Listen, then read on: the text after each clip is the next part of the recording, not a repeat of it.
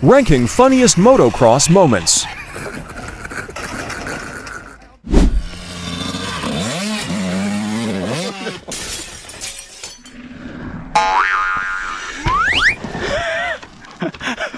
Watch till the end. The last one is the funniest.